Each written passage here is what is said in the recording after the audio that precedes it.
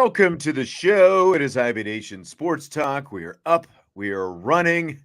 We have Tom Noie. Jesse's going to be along in a little bit for rapid fire, but we've got the one, the only Tom Noie from the South Bend Tribune. And I was going to say, like that was a little bit suspect hand motion you were doing before you panned down a little bit there. People were a little bit worried. What is your cat's name? His name is the Scout Man, and he lives up to the name. He lives up to his name, because anything that's happening anywhere in the house, he's got to scout it out. And sure enough, I came upstairs in the darkness of my upstairs den to do the podcast, and he came waltzing in, opened the door, and wants to hear everything that Sean Stiers has to say about whatever we're going to discuss. I was going to say, he's got to hear everything that his master, Tom Noie, has to say about he already hears that all Notre the Dame time. Basketball. That's right. He's got to get all the scoop so that he can run it out. It's interesting that on the day we're doing this show, Mike Bray tweets out a picture of himself with the dome in the background. His last day on campus. He is shoving off for the ATL. He is leaving tomorrow morning. I tried to get with him one final time, and he's just been running around like a crazy man trying to get everything finalized with the move to Atlanta, and which is okay, because last I checked, Georgia Tech is a repeat opponent for the Notre Dame men's basketball team. So Notre Dame will be going to Atlanta this year, and I'll hopefully be able to piggyback that trip with with a side trip to see the Atlanta Hawks play and see Mike Bray in action in whatever role he's going to serve on Quinn Snyder's staff with the Hawks. Yeah. It's going to be interesting to see him in that role. Yeah, and when he took it, we were talking, Kelvin Sampson spent some time in the NBA. There are plenty of guys who have kind of now, Sampson, obviously, for a little bit more dubious reasons, he had to, go to the NBA for a while before he could come back. But, it's worked out for him. Who knows? Who'd they hire, by the way, at Georgia Tech? Who'd they end up hiring down there? The new coach at Georgia Tech is Damon Stoudemire. Oh, I didn't realize that. The former Arizona point guard. He was on the staff of Joe Mazzulla with the Boston Celtics. And that was a pretty quick hire. They got that done way quicker than what it took Notre Dame to get to Micah Shrewsberry. So it'll be interesting to see how it works out. Damon Stoudemire was a college coach at Pacific, so he does have college experience. But it was kind of an odd move, but it may be a move that will generate some life back into that program. Interesting. Where'd Pastner end up? Is he working anywhere? Do you know? No, I think he's on the Mike Bray track, where he got a nice little buyout for whatever it was from Georgia Tech, and it's just kind of lay low for a year. Yeah, I don't blame him. I don't blame him at all. I'm gonna miss him, because there was nobody more entertaining on the ACC coaches conference call than Josh Pastner, because everybody you brought up, doesn't matter who it was, doesn't matter what type of year they were having, Josh Pastner was convinced they belonged in the Hall of Fame, whether it was or Mike Bray or whoever. Like, Mike Bray's 3-17 in the ACC. Mike Bray's a Hall of Famer. Like, come on, Josh. Yeah. No. Well, and the funny thing about him is that first year being on some of those calls, as you well know, like he liked to talk about how he was far exceeding his athletic director's expectations, and they weren't supposed to win any games, and they won a few games, and all that kind of stuff. And it was really pretty downhill after that. They did win the ACC. I think the year after the pandemic, I want to say they did win the ACC tournament. But after that, when they lost guys like Jose Alvarado, and Moses Wright, it was downhill from there. And it was, but we've got to compete every night. We're so challenged, and we've got to be this, and so eventually it got old. The message, I think, got old with Josh Pastner, a lot like it did with Mike Bray, although Josh Pastner was not yet Georgia Tech for 23 years like Bray was. Yep. But there is, of course, a new messenger in South Bend in place of Mike Bray. And tell you what, he's had a busy 6 weeks, as you well know, his first 6 weeks on the job. I think it's exactly 6 weeks today, as a matter of fact. So to go from where he was we'll talk about some of these guys individually, but just what ended up being able to do, signing a top 25 ranked recruiting class in a span really of 5 weeks, putting it together. It was just officially announced a couple of days ago to make it 6 weeks, but I mean, it's pretty amazing, isn't it? It is, but with Micah Shrewsberry, in the very little time that I've been able to spend with him and get to know him, he's been a guy that is what you see is what you get. Like he that's who he is, and I think that's a lot, Sean. I think a lot of that is what he's done in the recruiting the last 4 or 5 weeks and getting these commitments. Like everybody knew they were going to get the 3 former Penn State commitments. They knew they were going to get Keba Jai, who played last season at Penn State and played his last 2 years of high school at La Lumiere in LaPorte. They didn't know they were going to get Julian Roper, but I don't know how much Julian Roper moves the transfer portal meter. So he's been right down the middle of the fairway, to steal a golf reference, as far as how he's going to construct this team. His next step is to go get a guy, whether it's a late rising senior or a guy out of the transfer portal, a traditional transfer or a grad transfer, to go get a guy that nobody sees coming. Like all these guys that are now part of the Notre Dame men's basketball program, you kind of saw coming the minute that Micah Shrewsberry took the job on March 30th, or was introduced to us at Purcell Pavilion on March 30th. You saw all 3 of these guys coming. Now, can he get a guy that nobody expects, like, whoa, so-and-so is going to Notre Dame, or Micah Shrewsberry just grabbed so-and-so out of the transfer portal. So that's going to be his next step as a coach and as a recruiter. Well, we got a little bit of a taste of his personality at that introductory press conference, and you talked about what little time you've been able to spend with him. It's it's still some time. How would you compare his personality? Like, is it similar to Marcus Freeman? Like it seems like he is, just the fact that you talked about most of these guys, with the exception of Roper that he's bringing in, he had previous ties to because of Penn State, whether it was as a player or recruiting there, and obviously his son as well. But at the same time, that connection had to have been pretty deep to be able to pull all of them over here to South Bend. Yeah, and I'm sure it was. Like, it's easy to say, well, he went and got all his Penn State guys. Well, it was easy for him to have that pipeline and go get his son, Braden Shrewsberry, Logan Imes out of Zionsville, Carrie Booth out of Cherry Creek, Colorado, who played at a prep school in New Hampshire last year.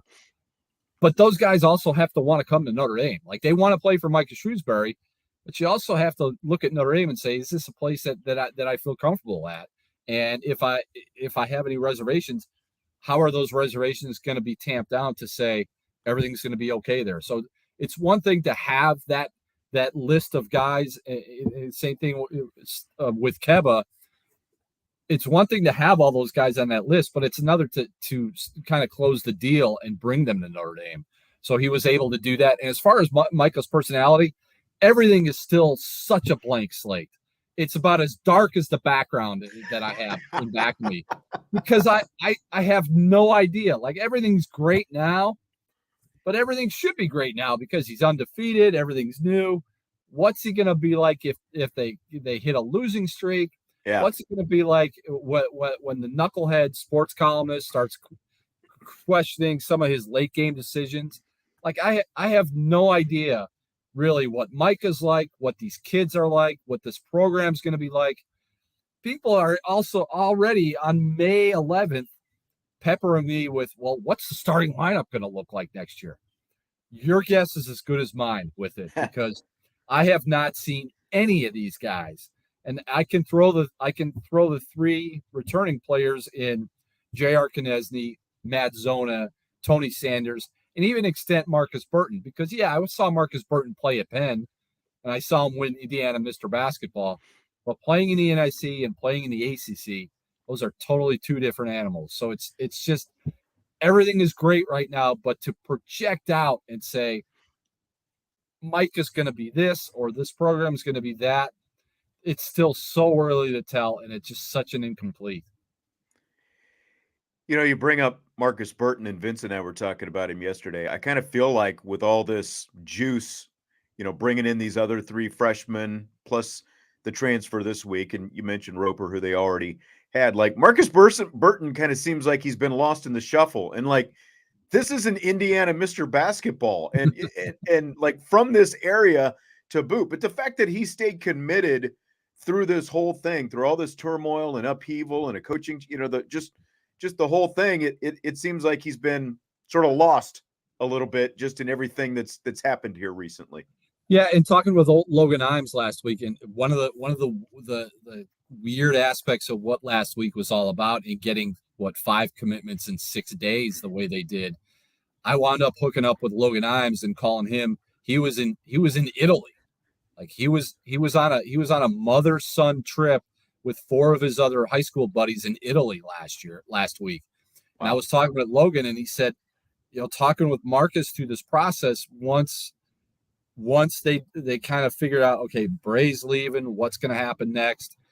We saw the 2 other recruits in Brady Dunlap and Parker Fredrickson get out of their letters of intent. They leave. The entire freshman class from last year, Dom Campbell, then Alan Lubin, JJ Starling, they leave. So there was a question. Everybody wants to say, well, there was no question. There was no question. You can say what you want about Brady Dunlap, who's coming from Southern California, and you can say what you want about Fredrickson, who's coming from Oklahoma, but there was no question that Marcus Burton was going to go to Notre Dame. But I go back to the conversation I had with the Penn basketball coaches the day of Mike Bray's official goodbye inside the football the football media press conference room at Notre Dame Stadium, where the coaches were kind of uneasy because Marcus was uneasy at that point, not knowing who the next coach was going to be, if the next coach was going to want to keep his commitment. But I remember telling the Penn coaches that night as they were getting ready to play Mishawaka-Marion in a big-time NIC showdown, I said, if there's anybody in this recruiting class, if there's anybody on this current roster that should feel safe and not worry about what his immediate future is at Notre Dame, it was Marcus Burton. Because if you're the new coach, whether you're Micah Shrewsberry or whoever else was going to get this job, if you're the new coach, the one guy I think you have to keep is the incoming local kid who's going to turn out to be Indiana Mr. Basketball. Right. And a lot of one of the Penn coaches that I talked to kind of thought about that. He said, I don't think Marcus realizes that. I'm going to let him know that after the Marion game. He played great against Marion. And I think in the hours after he had time to kind of think about what was going to happen once Mike Bray decided 23 years was not going to be 24 years. Once Marcus was able to think about that, he thought about it and realized Notre Dame is still the best place for me. But like you said, a lot of people forget that they're looking at the returning guys from the roster last year. They're looking at all those Penn State guys. They forget that they've got a guy who averaged 30 a game coming in next year as well. Exactly. And he's really good. Yeah, exactly. So he brings in the 3 freshmen, Carrie Booth, 6'10" forward, and then he gets Jai, another 6'10" forward from Penn State, to transfer over. It feels like I'll put it to you. Are these bigs a bit more athletic than some of the bigs we've seen here in recent years at Notre Dame? I want to say yes, but again, I've never seen these guys. Like when I was at La Lu a couple years ago, I made 3 or 4 trips over to La Lumiere and LaPorte, which is about 35 minutes away, to go watch JJ Starling. Like JJ Starling and Keba Jai were high school teammates at La Lu, but when I'm watching La Lu, I'm watching JJ because I'm like, that's the guy that's going to Notre Dame. I joked with Keba last week when he committed. I said, I never really watched you when I was at La Lu because I was watching JJ. And now it turns out that JJ's gone and Kevin's coming in. He's here. Yeah. And I from what little I remember of him, I think he was a little bit more athletic. He could step outside. He could mix it up in the paint. But again, Big Ten bodies are a little different than ACC bodies when it comes to athleticism. And I'm going to just have to see along with Carrie Booth. Like Carrie Booth, I think, believes he's going to come in and have some sort of a prominent role as a freshman. But until they get here and they start practicing or they're running up and down the court at Rolf's, then you can look at it and say, all right, now I see where these pieces fit. But to get two guys who are legit 6'10", and I was told that Keba's over 6'10". Carrie Booth, I saw everywhere from 6'9" to 6'10" to 6'8". I asked Carrie last week when I talked to him when he committed, I said, okay, how tall are you? And he said, the last time I was measured, I was 6'10" and a half, which means he could well be with shoes on. I was going to say, with or without the shoes. Yeah, with shoes, with socks. I think by the time the season starts, he could be around 6'11". But now, on the flip side, I think he's only about 210 pounds, so he's going to have to live in the weight room from now until the early November when the season starts. A little bit of work to do, huh? Okay, that's all right. Yeah. By the way, I forgot the obligatory smash the like button if you would, and of course subscribe, rate, and review on your podcast platforms. Jason, one of our listeners, asked, was Penn State good at basketball? I thought he was asking about Penn. He asked, was Penn State? Well, they were in the NCAA tournament last year. So they were pretty good. Like, they were okay in the Big Ten. They got hot at the right time. They caught a hot streak, and they were really on a run toward the end of the season. They got played the Big Ten championship game. Yeah, they played in the Big Ten championship game. They were a 7.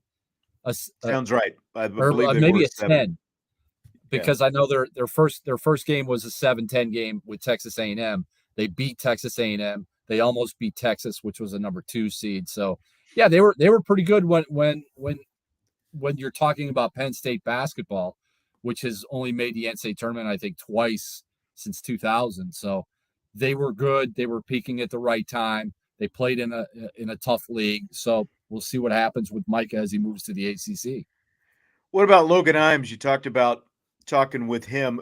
Is there anyone you would comp him to, like a recent guard, Notre Dame roster? Did you read my story last week, son? Are you like, you're like serving it up for me right there. Right on a tee. Right on a tee. I'll hit it out of the park. When you look at Logan Imes and you see him play, he's a dead ringer for Cormac Ryan. He looks like him facially. He's got that long, lanky type of shooting guard body, athletic guy who averaged about 18 a game for Zionsville this past season. So yeah, he looks like Cormac Ryan. If he plays like Cormac Ryan when he gets to Notre Dame, that would be just an absolute bonus. And he's played with Marcus Burton. He's been teammates with Marcus Burton. Right, they were teammates. The story. Yeah. If the Zionsville head coach happens to see this, I apologize, but he played against Marcus Burton during the regular season last year, and Zionsville was up on Penn 21-1 at one point, and they lost. So when the Zionsville head coach, J.R. Howell, when I talked to him last week, I asked him about Marcus, and he said, it's kind of a sore subject. He was joking, but they wound up losing that game by 2. But he said, we were up on Penn 21-1, and all of a sudden Marcus Burton went and did Marcus Burton things, and they wound up losing that game.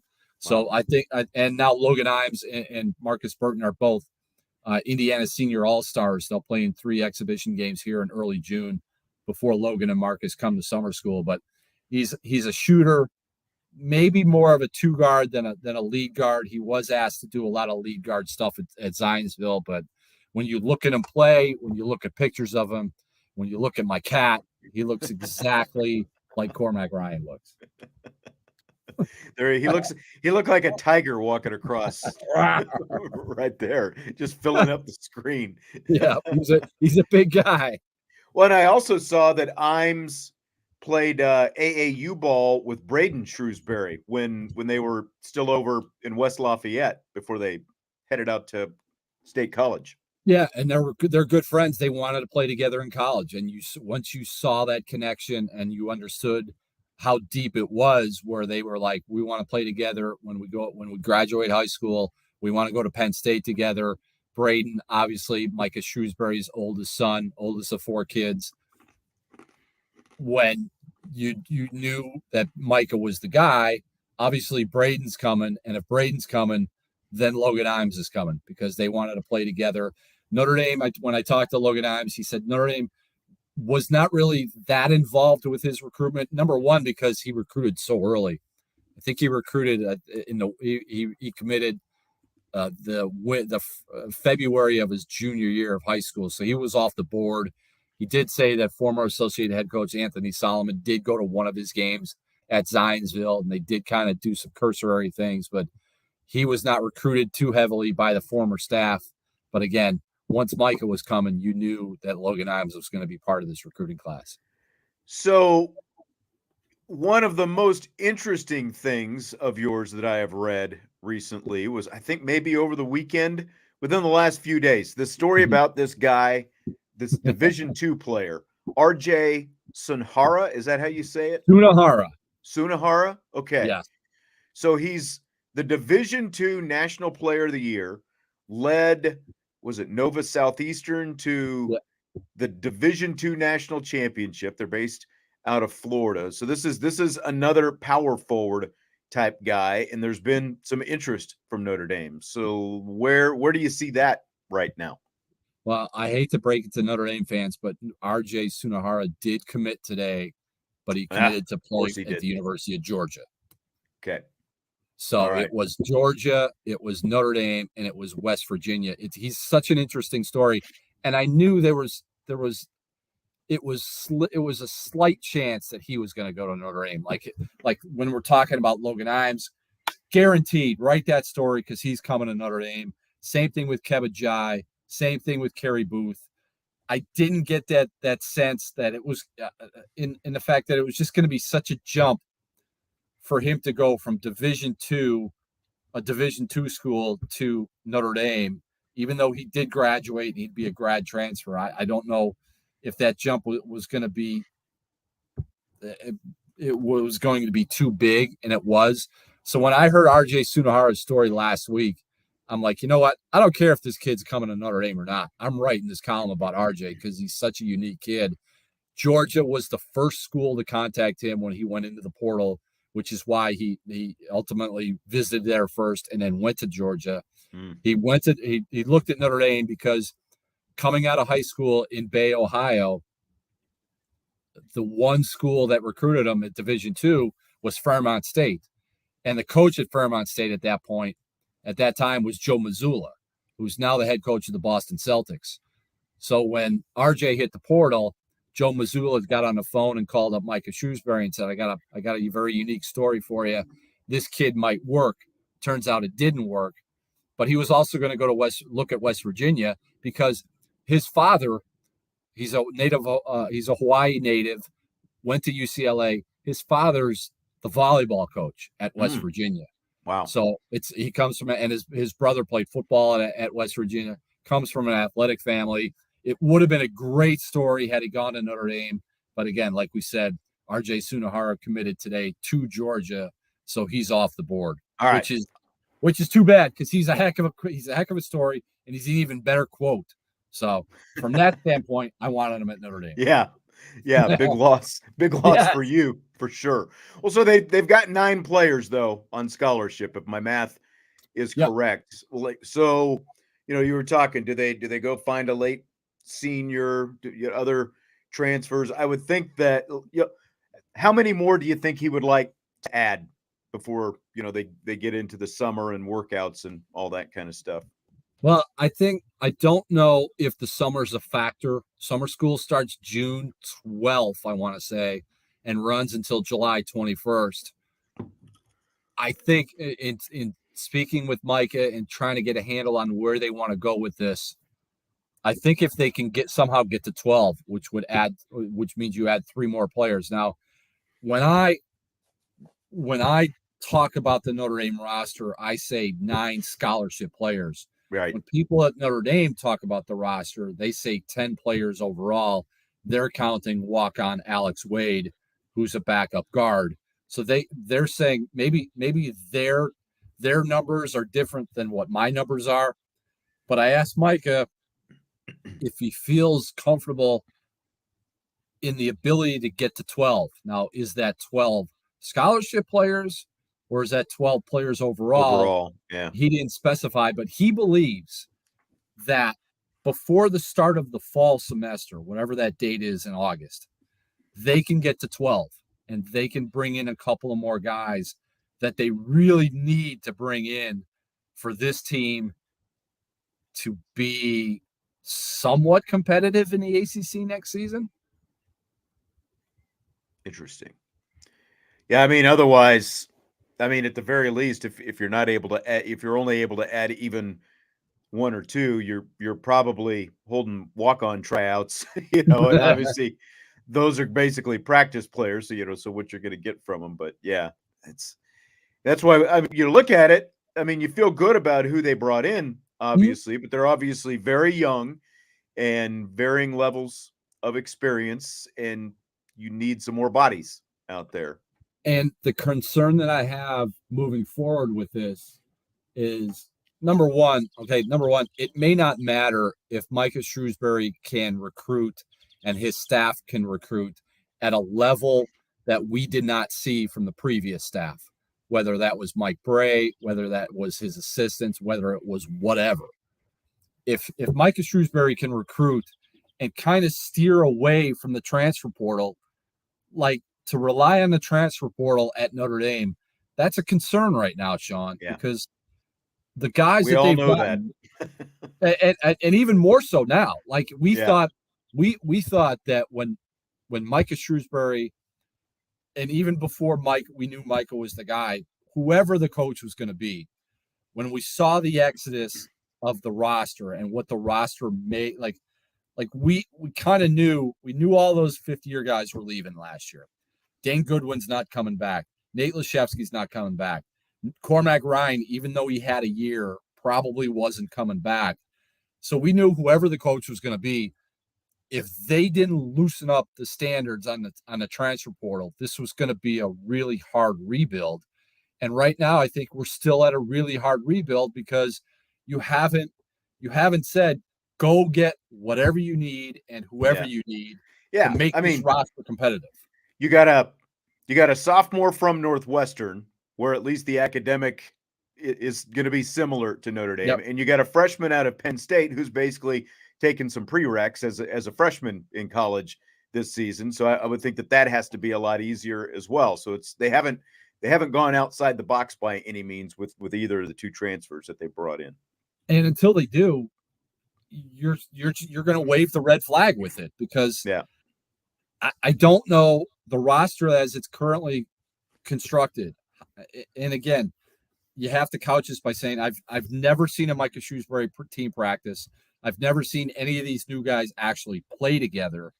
Until I see that, I won't have a really solid understanding of what this team's ceiling is. But just looking at it on paper, this team went 3-17 in the ACC.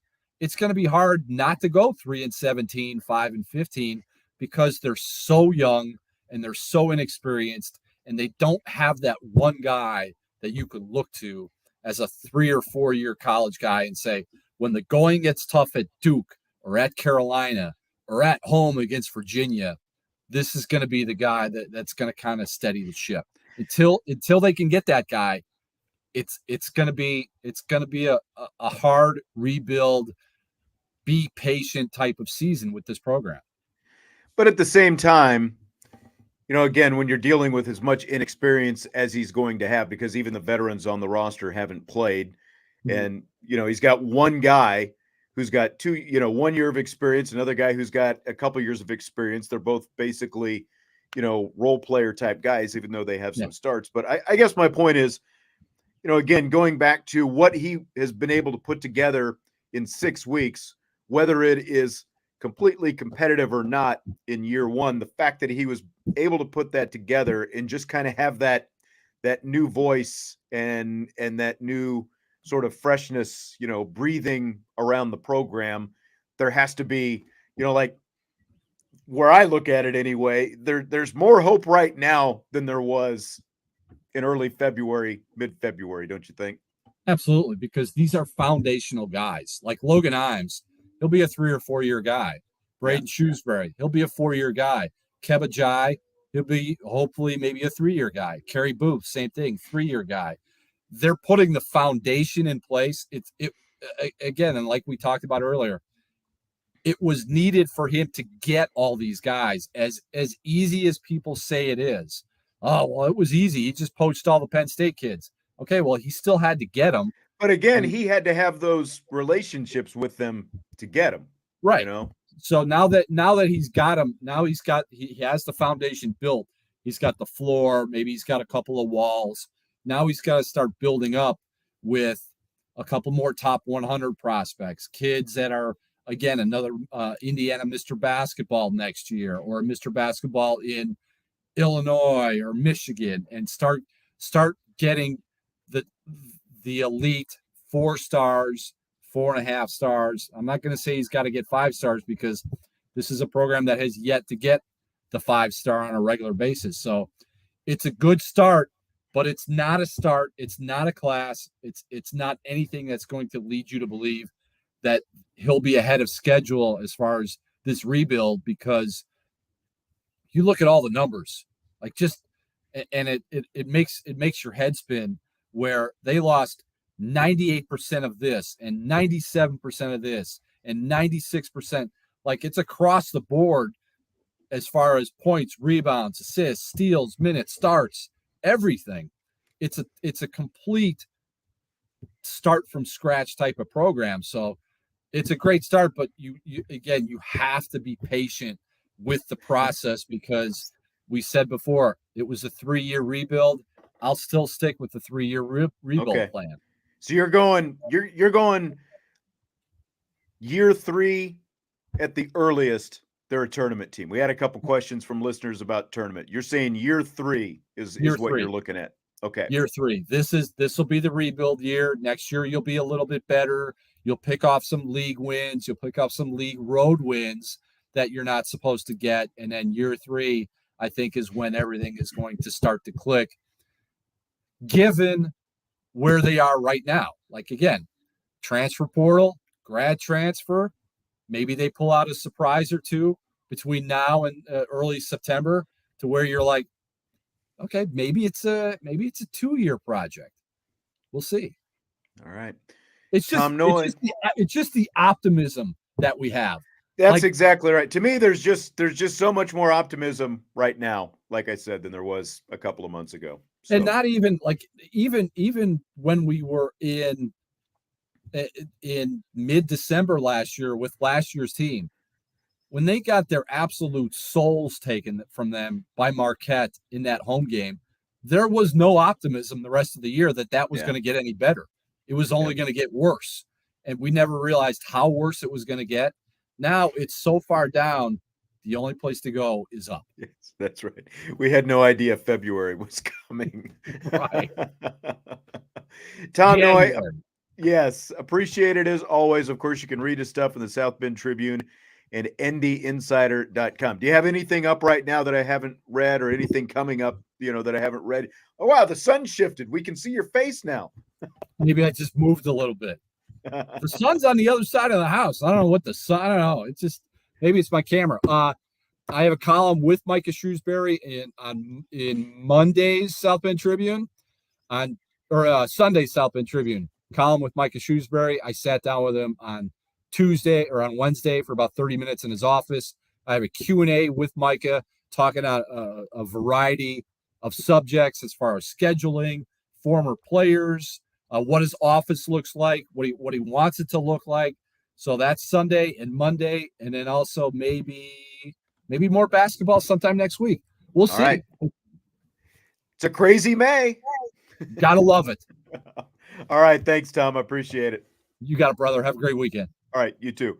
That is Tom Noie, again, from the South Bend Tribune and ndinsider.com. And there is Jesse Stiers. How are you, Jesse Stiers? I'm good. It's actually a little hot today, which is like a big surprise in this area so far. I don't think it's been this hot in May to date. We got 80s here as well. Well, I've got one thing to ask you. Are you ready for rapid fire? I am. I was driving home as fast as I could to get into this rapid fire. All right. And you got in early, and we had more basketball talk with Tom Noie. Well, the big news of the day, fill in the blank on this first one. It's blank. that according to SI's Ross Dellinger, Notre Dame's exclusive negotiating period with Under Armour has expired, which makes Notre Dame free to negotiate its shoe and apparel deal on the open market. It is excitingly favorable for Notre Dame to be in this situation. And why I say that is I think that there are better brands out there for Notre Dame.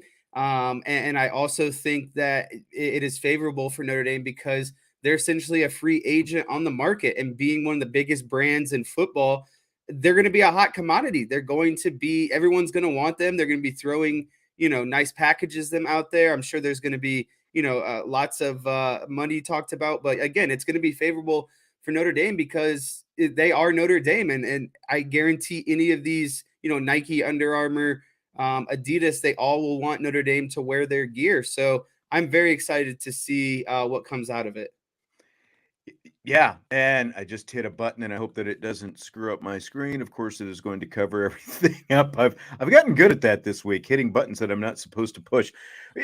I can't believe it's already been 10 years since they did this deal with Under Armour. It really seems like it's flown by. It seems closer to like 5 or 6 for whatever reason. But just like you said, like just because the exclusive negotiating period has expired, that doesn't mean they can't still talk to Under Armour. And I'm sure Under Armour is going to want to talk to them. They can still bid on it, but it does mean that Notre Dame is a free agent. And they can go out and dance with all the other girls at the party now, and it's like, I like you, I just don't love you. So they can still talk to Under Armour, but interesting timing as well. Marcus Freeman on that whirlwind cross-country trip that he made last week. I think his first stop was in Maryland at Under Armour headquarters. And I'm sure that they pulled out all the bells and whistles to try to make him happy when he was out there. But it's just such a great opportunity for Jack Swarbrick and Notre Dame to see what's out there now. And I'm sure that Notre Dame is going to be in hot demand. The Under Armour deal was one of the top, apparel deals of all time. But, part of that deal was Under Armour gave Notre Dame stocks in this, and the price of the stocks have fallen from like $27 4 years ago to $7, $8, in that range right now. So, what Notre Dame is getting out of that is not very good right now. And then you look at some of the quality of the different stuff. And, like Tanner says, all he cares about is fix the mustard yellow pants. Yes. Can we actually get real gold pants? Does Nike or Adidas or whoever it happens to be have real gold that they can make the pants? That is the next question. But I was looking, Nike currently has around 70 schools, and that's not including Jumpman. That's just the regular Nike brand itself. Jumpman has like 7 to 10. Adidas is around 40. Under Armour, including Notre Dame, still has 17. New Balance has the one and only Boston College among its, as its one and only partner. But like you look, Kansas and Indiana are like the two biggest probably Adidas properties right now. But of course, that's predominantly basketball. It's not even football. Miami, Florida, the Hurricanes, and the Washington Huskies are the two most prominent football schools that are associated with Adidas. So it would be huge for Adidas to be able to get Notre Dame back. Whether that happens, I don't know. But like Jumpman, of course, has Michigan. Everybody knows that. But they've got Florida, they've got North Carolina, Oklahoma, and UCLA. And I think that that's kind of the one, that maybe has a lot of people excited is the whole Jumpman thing. But I mean, everyone loves the retro Jordans. Like, you've got a million different pairs of shoes. Like, if we're just talking shoes themselves and we're talking comfort and performance, what's the brand that you prefer?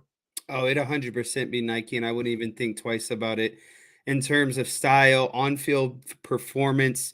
The thing about Under Armour is their cleats are clunky, and I think that Nike has specific cleats that are more adaptable for, cutting, sprint speed, just everything else. There's more comfort, there's more durability, and they're just not they're less clunky overall. So I think my ranking would be Nike 1, And then honestly, I think Under Armour and Adidas would be like 2A and 2B. I don't really see a whole lot of difference between the two. I think Adidas is actually a little bit cleaner and less clunky, but I really wouldn't want them to go back to Adidas. So to me, yes, Nike has a large, brand or selection, I guess you could say, amongst college sports, but I truly think that Nike has the best look to it. And like you said, I wouldn't be opposed to Jumpman either. I just don't know if Notre Dame would go that route. I think if they would go a route, it would be more so with Nike. Yeah, and the question is, with Michigan already a Jumpman school, like how much would that sway things? Like would that factor in there for Notre Dame, or would it be a matter of just the best deal that you can get, on top of the best performance stuff? Because like part of this Under Armour thing as well, I remember Jack Swarbrick talking about it, was when it was announced, was like all this, high tech performance gear, and it was supposed to help Notre Dame and all this stuff. And really, like when you look at, like, I like Under Armour workout stuff. Yeah, like their apparel and stuff is good, but their on-field product is not good. The shoes for basketball, the cleats for baseball and football, they're just I don't very like the color of the clunky. green, and I don't know how much that's Notre Dame and how much that, that's just like that's what Under Armour has or what. But yeah, and it's not just the cleats. The basketball shoes are clunky as well. The comfort level, I can tell you firsthand from people I've talked to, players don't like what's inside those shoes, like the way their feet feel when they are inside those Under Armour shoes. I can tell you that for sure. So like there are big issues with arguably the most important part of this. Like the athletes have to wear these shoes, no matter what, like to every game, to every practice. They get multiple pairs and all that stuff. But if they don't feel good and they don't perform well, then what are you doing out there? This is multi-million-dollar stuff. You got to get that aspect of it right. And I really don't think you could go wrong with either Adidas, or either of the Nike brands. Again, it'll be interesting to see if they would be willing to go back to Adidas. But, again, looking at Adidas's roster, the fact that they've got fewer, if they really want to step it up, I think that they would throw the kitchen sink at Notre Dame to try to get them back if they can. Yeah, and I think if Notre Dame is smart, they sit down and have a conversation with their athletes, to be honest, and ask, majority of, what do you guys like to wear? Because outside of practice and, when people are working out on their own, they'll wear their own stuff. So my opinion is if they sat down and asked the players, I think Nike would be the unanimous decision. So it'd be a matter of, do they make that work, or do they chase the big contract or the big number? But if they're strictly going off of athlete preference, then Nike would be the one. Yeah. And those retro Jordans, they do look good. Coaches can wear them on the sideline. All right. So that's going to be interesting to follow now as this new apparel deal comes open. And I'm already formulating some follow-up topics on this that we can get to in tomorrow's rapid fire as well, with you and me and Vince here tomorrow. Hopefully the three of us anyway. But in the meantime, On3 has been doing preseason college football top 10 rankings. They've got Notre Dame linebackers ranked 10th, Irish cornerbacks ranked number 6 in the country. Scale of 1 to 10, how surprising is it that both of those units for Notre Dame show up in the top 10 in the nation in this ranking? Yeah, so 10 being, an absolute shock, and 1 being, expected. Probably put this at like a 3 or 4 range. And the only reason it's that in that range is because I feel oftentimes Notre Dame isn't given enough credit. So I'm kind of surprised that they're getting the credit that there is. But when you look at them on paper, you have Bertrand and Kaiser, holding down the middle with a lot of experience, a lot of just overall, experience and the knowledge of what it means to play a linebacker, the mental aspect of the game. And then you start looking at the depth behind them and Ziegler, Sneed, and then he's slipping my mind, the freshman that also just came, that plays Drake baseball Bowen. is Drake Bowen. Yeah. There's just so much depth at linebacker. And then you start looking at cornerbacks, and the fact that you have Benjamin Morrison, who was, a preseason All-American, ended how he ended last season. And then again, the depth that they have at the cornerback position. I wouldn't say that I'm too overall shocked, but I'm more shocked that they got the credit that they deserved at the end of the day. Yeah, and that's for me. It's a lot higher. It's a 9 that I'm shocked, mostly because when it comes to cornerbacks, especially, this has long been a position where Notre Dame has been an afterthought when it comes to national rankings like this. So even though it is deserved based on who is in the room right now, I mean, you probably have to go back like 20 some years, like Shane Walton and Vontez Duff, before they had something similar to what they have right now. And even before that, you probably go back to like the 93, 94 range with Bobby Taylor and Sean Wooden. Like it's been a while since Notre Dame could say they've got, that kind of quality playing cornerback for them. But it speaks to, what Mike Mickens is doing both on the recruiting trail as well as the development of those guys. Like one thing in this On3 write-up, they do say that Cam Hart and Clarence Lewis are battling for one of the corner spots, which is just flat out wrong because Hart missed spring with an injury. He's not battling for anything. He's going to be in there. But, I mean, still, to hear Notre Dame, when you're talking about cornerbacks, to be mentioned in the same breath as Alabama, Georgia, Ohio State, those kind of schools, again, I think it really speaks to what Mike Mickens is doing. So it's awesome. It's just that we just haven't seen this in so long here at Notre Dame. Now, as to the linebackers, I think you hit what they hit.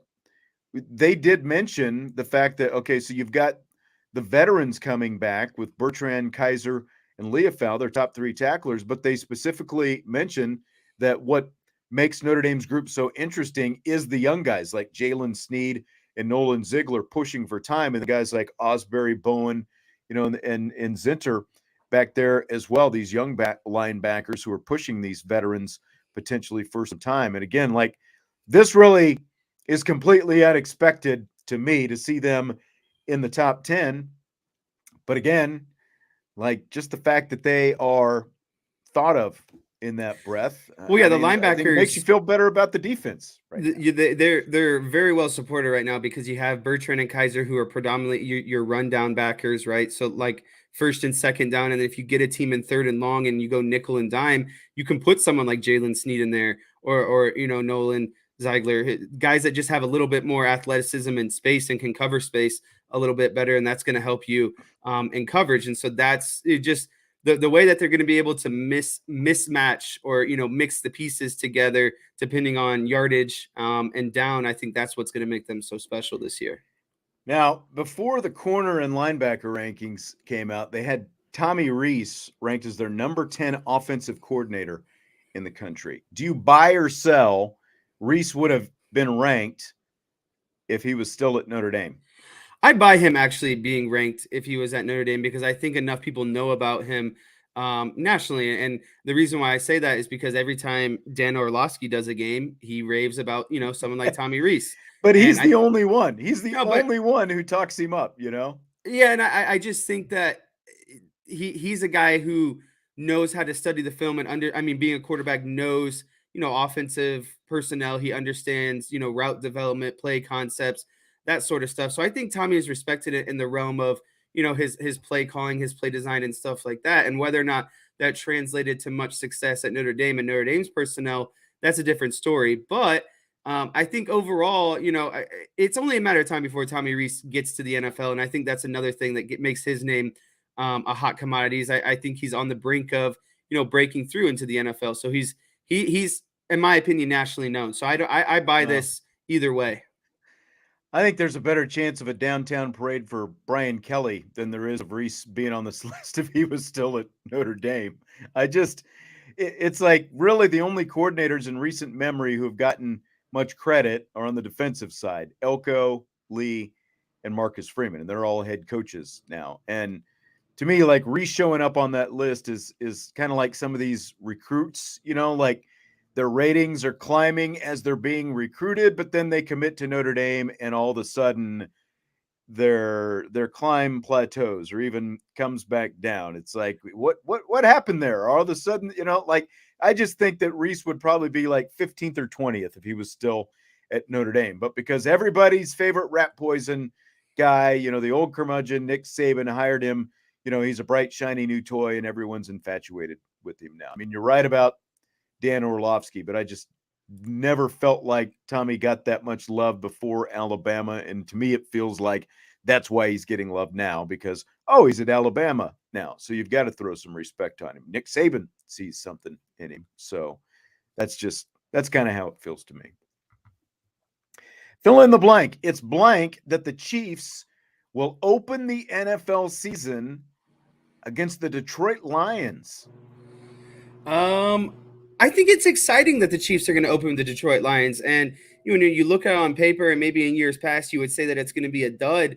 But I'm really curious to see because, everyone talks about the Lions. They're a year away and how they finished last season with their surge. Dan Campbell, I think if you talk to majority of Lion fans, and they might be overconfident themselves, but I think it's a true test for them to see really how they stack up. And I know it's just the first game of the season, but if you're really a team that's changed, and you're really a team that, says that I think the Lions have a legit chance to win the NFC North next year if they can pick up where they left off last year. And if that's the case, I just feel like the Chiefs game is a good test early on to really see how it's going to go. And I know it's the defending Super Bowl champions, and I know that, again, it's the first game of the season, but I think even more so that gives them the opportunity to come out and kind of make a statement early on. Yeah, it feels like the NFL is trying to sell us on Detroit early on, and especially with Aaron Rodgers being out of the NFC North now, the Lions have to be the favorites to win that division. Can the Bears make a big enough move from having the number one overall draft pick to, making any waves in the division? What are the Vikings going to be? It just, I don't know. It lacks some marquee. It's almost like, Definitely. well, the Lions have some buzz coming into the season, so let's just put them in this first game, because everyone's going to watch that first game no matter what. So it doesn't matter who we put there, so rather than push, Chiefs and Lions into the middle of the season somewhere where nobody's going to watch it in a 1 o'clock window, you put it at the start of the season to kick off the season. Because again, it's like Patrick Mahomes, Josh Allen, Joe Burrow, Jared Goff. Like that doesn't really, no one's putting Jared Goff in that same company. So it lacks a little bit of marquee, but who knows? Maybe the Lions will give them a game. I don't know. But again, it just feels like kind of like a Thanksgiving game. Like it doesn't matter who plays the Lions or the Cowboys on Thanksgiving. People are always going to watch. And it's the same with the very first game of the season. It's going to get a huge number regardless. So it might as well just be the Lions, I guess. So in the meantime, Aaron Rodgers' first game as a New York Jets going to be on Monday Night Football against Josh Allen and the Bills. What do you think about that one? I think that's a tough matchup for someone like Aaron Rodgers to start the season, considering, Buffalo's pedigree the last few seasons. But to be honest with you, hot take here, I think Buffalo is going to take a step back in the division this year. I think you're going to start to see – I think Buffalo's hit their plateau, and I think their window is actually starting to shrink on them. So I wouldn't be surprised if Buffalo takes a step back this year. Yeah, and that's not to say, they have Miami, the Jets, and the Patriots obviously in the division. And I think that the Patriots and Dolphins are going to be more so towards the top of the pack. I think that Josh Allen, nothing to say that he's not going to have a good year. I just think overall as a team, I think they're going to take a step back a little bit. But I think that's an exciting game overall. I think that's a good test for Aaron Rodgers, and being Aaron Rodgers' first game, I think it makes it more exciting. It's not against just a dud opponent. It should be a good matchup. Really exciting one. And, in fact, the opposite of like you very easily could have put this in that Thursday night game. Now they can't because they're giving that Thursday opening night game to the Super Bowl champion for the last few years. But like this would have been a better matchup for that first game than Chiefs Lions, I think. But it's interesting. You think they're going to take a step back because you've always kind of been high on the Bills. And I don't know that Aaron Rodgers is going to make that much of a dent early on. Like we did, I think, was it you and I? We did our AFC quarterback rankings a month or so back. And like, I didn't have Rodgers in my top 5 in the AFC. Well, I think what makes the Jets, in particular kind of challenging, Buffalo lost to them last year. The Jets have a solid defense. And to me, their real issue was on the quarterback play and the offense. And so I think if they can take, Aaron Rodgers isn't the Aaron Rodgers of past, but if Aaron Rodgers can just be, consistent enough, I think the Jets take a leap forward this year. So I think that those games are going to be, pretty close. And I think Aaron Rodgers is ultimately going to be the deciding factor. If Aaron Rodgers can play, how he's played in the past, I think the Jets could really excel this season and be a 10-win team. Derek is not very happy with my shots on the Lions today. So I respect Derek, the heck you out of it. probably are one of the people who still complains about the pass interference against the Cowboys in the playoffs. That's right. What Dan Campbell was able to do with that team, watching Hard Knocks, they were the Hard Knocks team last year, and watching like the very last scene of Hard Knocks, they asked him what the Lions were going to be, something along those lines. And he sat there and he paused for what seemed like minutes. But, he basically gave the, we're going to be a team that plays hard and, those kind of things. And in the end, they were like, he got the maximum out of that roster, I think, last year. They've added some talent in the draft. I think they made a mistake by not just drafting Bijan Robinson and going with Jahmyr Gibbs. I did not understand that whole process with their first round pick. Yeah, me either. But we'll see. I mean, that division is there for them to win this year. So we'll see if he can pull it off without Aaron Rodgers. John saying he wanted to see the Chiefs play the Bengals in the first game. They're going to get them New Year's Eve instead. You're going to have to wait till New Year's Eve to see the Chiefs and the Bengals play. Shift gears a little bit to the full schedule, by the way, comes out today. Did you see some of the schedule leaks that have started coming out? I know you've been busy today. Nope. I'm not a leak type of guy. I don't watch. All right. I won't let you know unless you want me to tell you. There's some Cowboys opponents games that came out. So I know that they're in Buffalo this year, so hopefully that is during a favorable time. Yes, that's the one we're looking at. Apparently, it's going to be Commanders on Thanksgiving, which I'm not real thrilled about. But I don't like divisional opponents on the Thanksgiving game. Yeah, me either. Orlando, Florida has a $1.7 billion stadium proposal on the table in the hopes of bringing in a Major League Baseball team. Do you buy or sell another big league team in the state of Florida?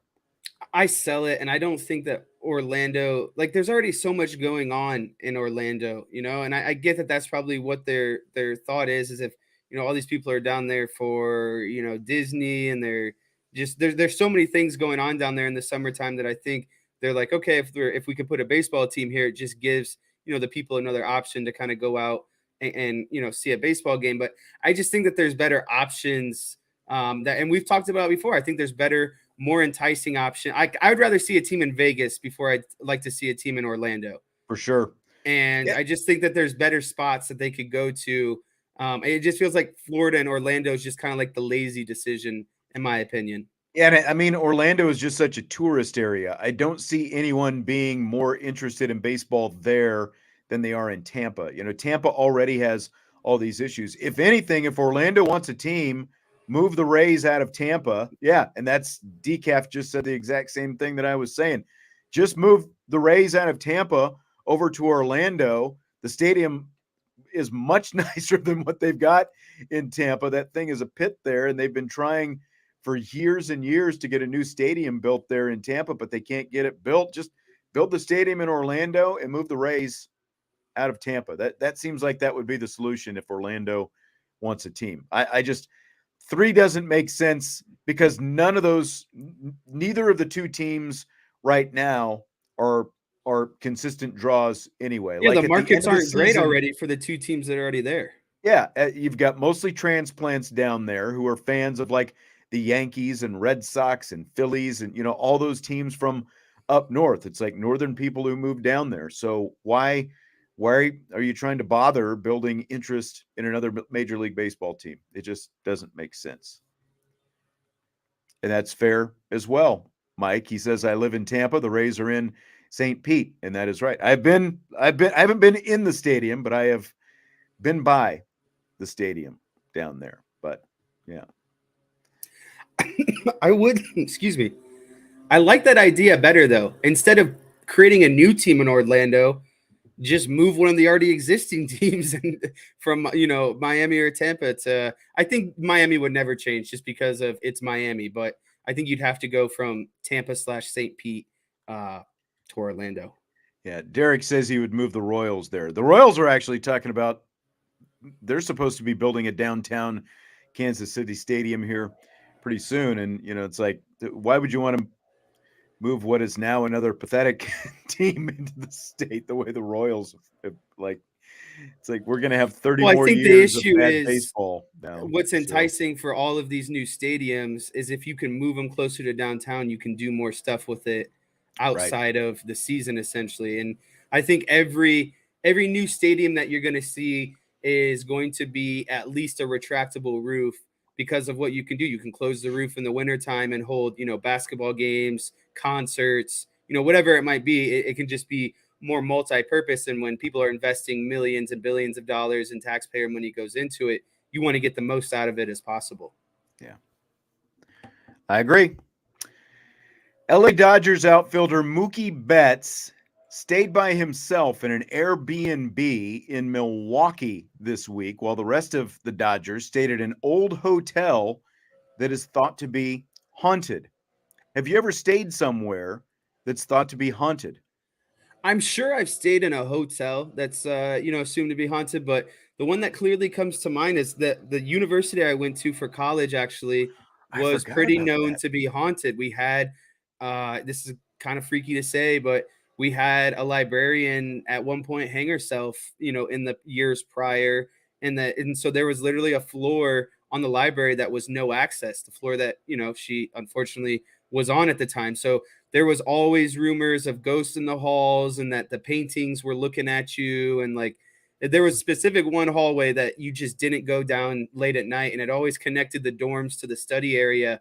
And most people did not walk down that hallway by themselves, but there was definitely some weird behavior that went on at the university. There were dorms actually that people weren't allowed to live in because there were too many complaints of weird stuff going on as well. Really? So yeah, I mean, they had certain floors cut off and they had certain dorms cut off as well. But I never really experienced anything too freaky, I don't think. But you could definitely, people did their research, on it, and there's weird stuff that had gone on. And at one point, it was like the university was founded by the sisters, so it was at one point like a all nun school or all female school too. So there's just a lot of kind of history at the university.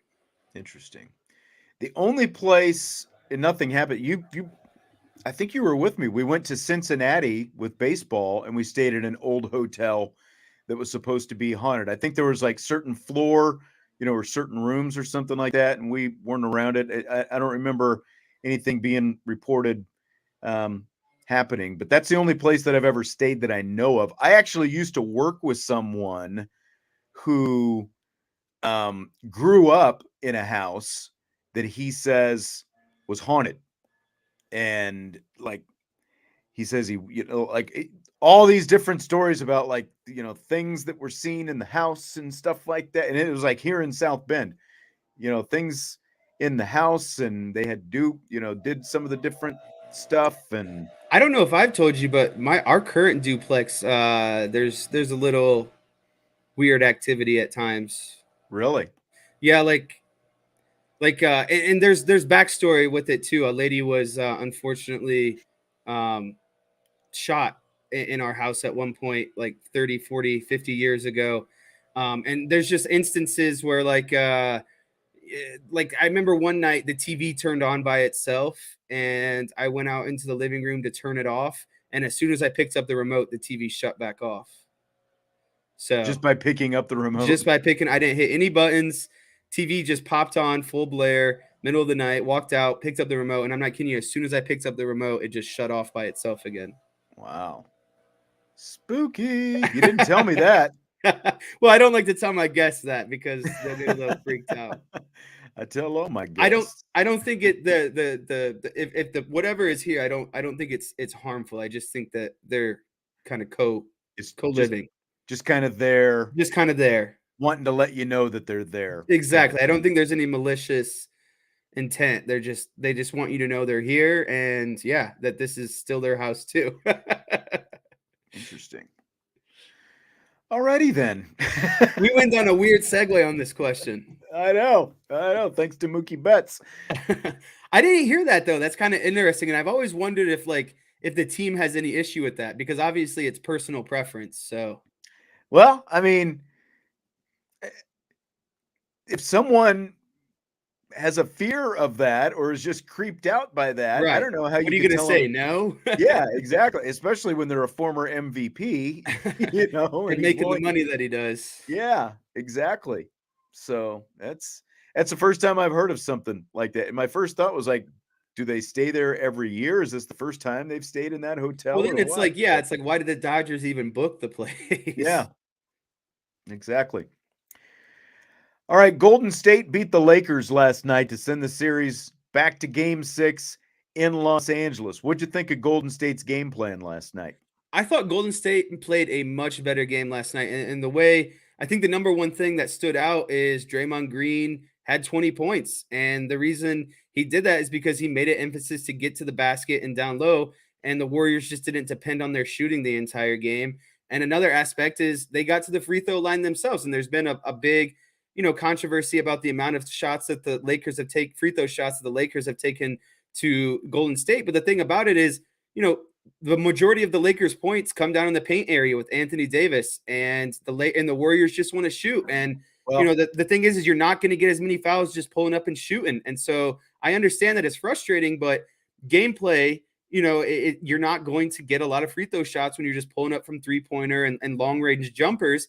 And last night the free throw comparison was about even, and the Warriors came out on top. And I think another point of it is the Warriors didn't get sloppy with their turnovers. They handled the ball a lot better. The Lakers are trying to push the ball in transition, and that's what Draymond did so well last night. Is he pushed tempo and he forced the Lakers to also run in transition as well. see, and that was the biggest thing to me is Golden State just decided we're going to run, and they just kept running rim run after rim run, and like Curry would still put up a three every now and then, but a lot of times he'd bring the ball up and just go to the rim, and just yeah, exactly. run it. Curry was also making his way to the rim. And when you've got a 38-year-old on the other side who, is like strategically picking and choosing where he's going to exert his energy, and you're making him have to work like that and try to get up and down the floor. That's what I felt like had the biggest influence on the game, was just the tempo that Golden State decided they were going to go with. Because there's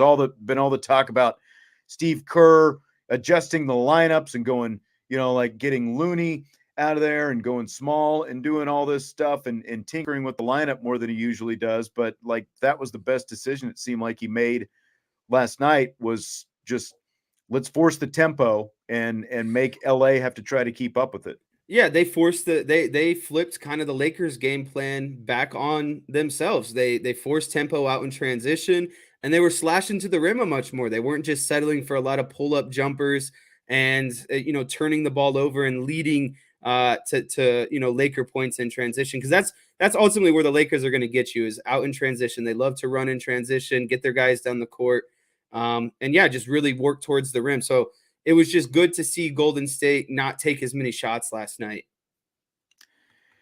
Back to the Under Armour topic that we started off with. Kevin says, "What about Champion?" And of course, Notre Dame was with like, is Champion, like, are they still a viable brand at this point? That is really, you don't hear about Champion much. Basically, since Notre Dame left Champion, what, 25 or so years ago? I don't know, because like it was a combo thing where like they had Champion as the uniforms, but they had Adidas as the shoes there for a while, and then it became full-fledged Adidas. I don't know. Well, it'd be interesting to see if they would, be wanting to piece something together again, because I've seen people say Russell as well. But I mean, pretty much right now, the major players are Nike / Jumpman, which again are two separate entities, but they're all obviously still under the same roof. And then Adidas, and then Under Armour really is a distant third. And Under Armour, especially if they lose Notre Dame, they might not even stay in the apparel game that much longer. They might just shift their focus to something else. All right. You got Well, anything Jess, else for me? that's it. That is it tonight. We had a longer list than usual tonight. Thanks to Tom Noie for joining us earlier tonight. We got to talk a little bit of Notre Dame hoops. Jesse, now I know you've had a really busy week and you're going to be busy again tomorrow. Do you think you're going to be able to be with Vince and I on tomorrow's show? It just depends if the workers want to take the Friday early. If there's a possibility that we get out at 4. The downside is the site is an hour and a half away. And so even if we end at 5 o'clock, that's still, an hour and a half drive to get back home. So I'd say it's still up in the air. It depends on how much they get done tomorrow.